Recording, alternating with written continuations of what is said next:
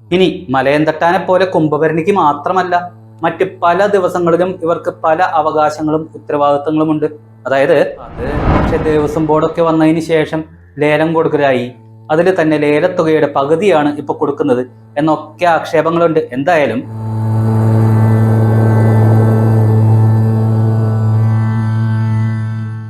അമ്മേശ്വരണം ദേവീശ്വരണം. അപ്പോ കൊടുങ്ങല്ലൂർ ഭരണിയുമായിട്ട് ബന്ധപ്പെട്ട കാവിലെ ആദ്യ ചടങ്ങായ ചെറുഭരണി കൊടിയേറ്റം, അതിലെ അവകാശികളായ മലയന്തട്ടാനെക്കുറിച്ചും പ്ലാപ്പള്ളി തറവാട്ടിലെ മൂത്തമ്മയെക്കുറിച്ചും നമ്മൾ വിശദമായിട്ട് പറഞ്ഞിട്ടുണ്ടായിരുന്നു. ഇനി മൂന്നാമത്തെ വിഭാഗം എന്ന് പറയുന്നത് ഇടമുക്ക് മൂപ്പന്മാരാണ്. ഇടമുക്ക് എന്ന് പറയുന്ന ദേശക്കാരായതുകൊണ്ടാണ് കേട്ടോ അങ്ങനെ അറിയപ്പെടുന്നത്. യഥാർത്ഥത്തില് അവരുടെ വീട്ടുപേര് വേറെയാ. അതായത് 3 കുടുംബക്കാരാണ് അവരാണ് കുംഭഭരണി ദിവസം കൊടികൾ കെട്ടുന്നത്. അതായത് കൂറ കെട്ടുക എന്ന് പറയും.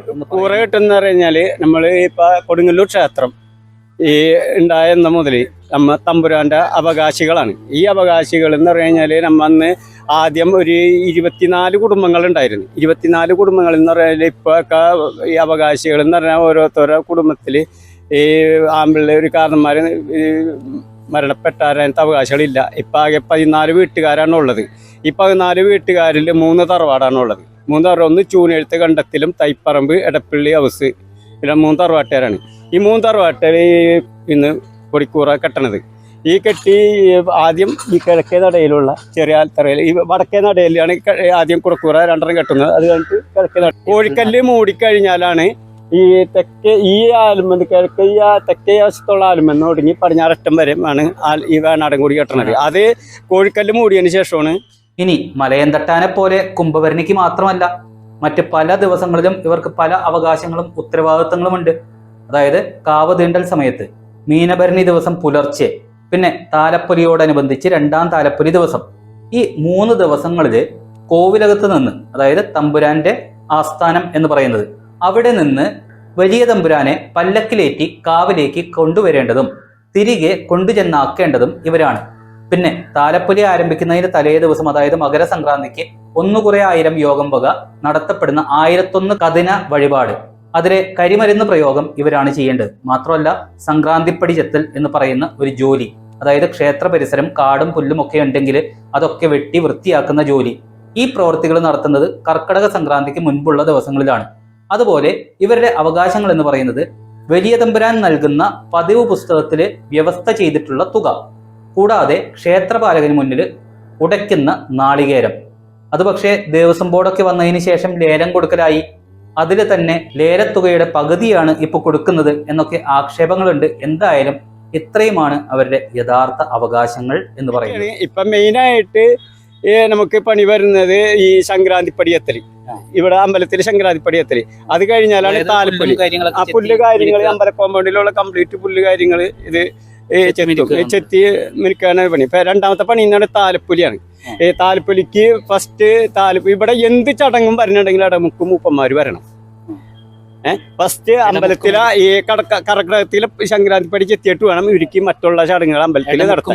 ഇടമുക്ക് മൂപ്പന്മാരെന്നാണ് പറയപ്പെടുന്നത് പണ്ട് മുതലേ. നേരത്തെ പറഞ്ഞു, അതായത് അമ്പലം എന്നുണ്ടായി അന്ന് തുടങ്ങി ഇടമുക്ക് മൂപ്പന്മാരെന്നാണ് പറഞ്ഞു വരുന്നത്. ഈ അമ്പലം എന്നുണ്ടായി അന്ന് തുടങ്ങി ഞങ്ങളിവിടെ കുടുംബി സമുദായം, ഇടമുക്ക് മൂപ്പന്മാര് കുടുംബി സമുദായത്തിൽപ്പെട്ടവരാണ്. അപ്പൊ അത് ഇപ്പൊ കർക്കിടകത്തില് ഇപ്പൊ ഇവിടെ പൂജയും മറ്റേതൊക്കെ ഉണ്ട്. അത് ഞങ്ങള് ഈ പുല്ല് എത്തിയതിനു ശേഷമാണ് പിന്നെ ഇത് വരുന്നത്. പിന്നെ താലപ്പൊലിക്ക് ഈ സംക്രാന്തി വെടി 1001 കതിന, ഈ കതിന വെച്ചതിന് ശേഷമാണ് മറ്റുള്ള ചടങ്ങ് ഇവിടെ ആരംഭിക്കുന്നത്.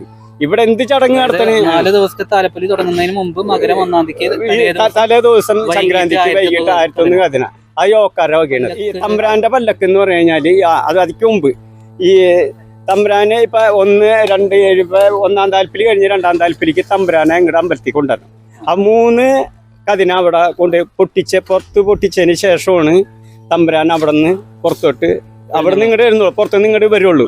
അത് കമ്പിത്തിരി ഉണ്ടാവും, വെടിക്കെട്ടും ഉണ്ടാവും. അത് കഴിഞ്ഞിട്ട് ഇവിടെ വന്നിട്ടാണ് പിന്നെ ഈ ഒരു 3 കതിന ഇവിടെ കൊണ്ടുപോകും. ഈ കുറുമ്പാമട അവിടെ ഈ കോലം കയറ്റുന്ന സമയത്ത് പൊട്ടിച്ചിട്ട് വേണം അങ്ങ് അവിടെ ചെന്ന് കതിന പൊട്ടിച്ചതിന് ശേഷമാണ് കോലം കയറ്റി അങ്ങനെ ഈ എഴുന്നള്ളിപ്പ് തുടങ്ങുന്നത്. അപ്പൊ അതങ്ങനെ താല്പര്യ ചടങ്ങ് അങ്ങനെ. പിന്നെ ഈ കോഴിക്കൊല്ലി മൂടിക്കഴിഞ്ഞിട്ട് പിന്നെ അത് കഴിഞ്ഞ് ഈ രേവതി അശ്വതിരൻ എന്നാണ് ഉച്ചയ്ക്ക് ഒരു 10 മണിയാകുമ്പോൾ ഞങ്ങൾ തമ്പുരാന്റെ വീട്ടിൽ പോകും. തമ്പുരാന്റെ വീട്ടിൽ പോയിട്ട് പല്ലക്കിൽ തമ്പുരാനെ കോവിലകത്ത് കൊണ്ടുപോകും. പോകും.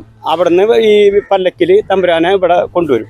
അത് കഴിഞ്ഞ് കാവ് നീണ്ടി കഴിഞ്ഞിട്ടാണ് പിന്നെ ഈ ഒരു 4 മണിയാകുമ്പോൾ 4:30 കാവ് നീണ്ടി ഇവിടെ വരുന്ന ഭക്തജനങ്ങളെ തൊഴുത് ഇത് കഴിഞ്ഞിട്ട് അപ്പം തന്നെ അവിടെ കൊണ്ടുപോകും. ഇവിടെ വീട്ടിൽ തിരിച്ചു കൊണ്ടുപോകും. അത് കഴിഞ്ഞിട്ട് വെളുപ്പിന് ഒരു 4 മണി 5 മണിയാകുമ്പോഴത്തേക്കും ഭരണി ദിവസം വെളുപ്പിന് അവിടെ നിന്ന് ഇങ്ങോട്ട് കൊണ്ടുവന്നിട്ട് ആൾത്തറ അമ്പലത്തിനകത്ത് കയറിയിട്ട് ആൾത്തറ ചടങ്ങുണ്ട് വെളുപ്പിന്. ആ ചടങ്ങ് കഴിഞ്ഞിട്ട് അപ്പം തന്നെ ഒരു 1/2 മണിക്കൂർ നിൽക്കുള്ളൂ ആൾത്തറ മേലെ.